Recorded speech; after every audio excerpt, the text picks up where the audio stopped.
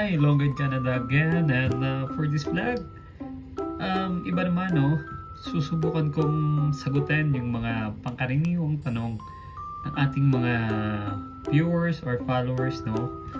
Kasi napapansin ko, ang daming tanong palagi na nakikita ko sa comment section ng aking mga vlog na paulit-ulit.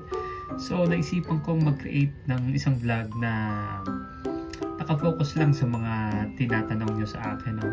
So yung video ito ay para sa inyo. Bagong lahat, wala po akong any legal na mga title para sa mga ganitong bagay. Lahat ng sasabihin ko based lang sa experience ko at sa mga aking pananaliksik. Unahin natin no, sa isa sa pinakamaraming tinatanong palagi sa akin ng aking mga followers. Ito yung, for example, ito yun. Hi sir, saan po kayo nag-apply papuntang Canada?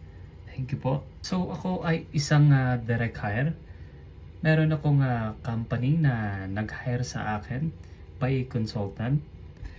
Sa mga hindi nakakaalam, no, yung consultant para silang mga abogado, no, na bihasa sa mga immigration matters dito sa Canada. So halimbawa lang no, pag si company dito sa Canada or sa company ko naghanap ng foreign worker, kailangan yan ng immigration consultant para mag-advise sa kanya or mag-assist sa mga immigration matters no, para maging legal yung mga proseso sa pagkuha ng foreign worker dito sa Canada. Kaya sa case ko, meron akong tinatawag na LAMEA. Yung LAMEA, ito yung parang nagpapatunay na meron akong legal na trabaho dito sa Canada.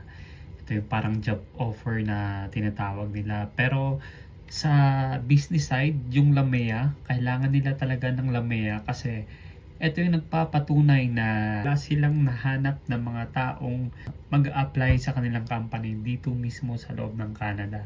So, ito yung nagpapatunay, no? LAMEA stands for Labor Market Impact Assessment, no?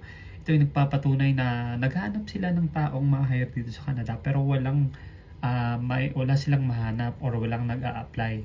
Kaya kinailangan nilang kumuha ng foreign workers sa ibang bansa, no? So, yun. Kaya, na-experience ko din no, mag-apply sa mga agency. For example, ito yung mga leading agency dito sa dyan sa Pilipinas. Ito yung IPAMS at Mercan. So, paano ko ito nalaman? Kasi may mga batchmate ako na nauna na sa akin dito at nag-apply dyan sa IPAMS at Mercan. So, based sa sinasabi nila sa akin or sa experience ko, no, na mas mabilis daw yung agency, no? Nakaalis sila 3 to 4 months lang. Can you imagine? Grabe. Kaya an-experience ko rin maimbitahan. Nag-apply din ako sa IPAMS pero nauna kasi yung direct hire. Nakapasa din ako. Kaya agrinam ko na to. So yun. Yun yung sagot ko sa tanong ng isa nating followers. Kaya sana nasagot ko yung tanong mo. At sa may mga tanong pa, comment down below lang. At susubukan nating tanongin yan. So this is Longed Canada again. Sana sagot ko yung mga tanong nyo. Thank you and God bless. Hi, Longed Canada here. Please like, share, and follow po sa ating page. Salamat.